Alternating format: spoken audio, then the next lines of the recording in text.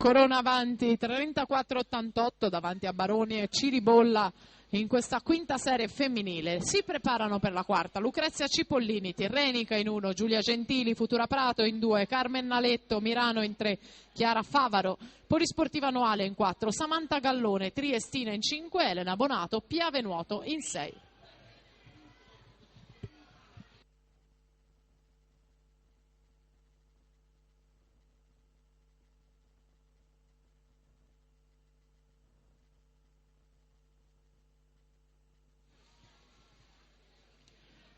E al tocco è Giulia Gian Corona, 1.14.35 per vincere la batteria.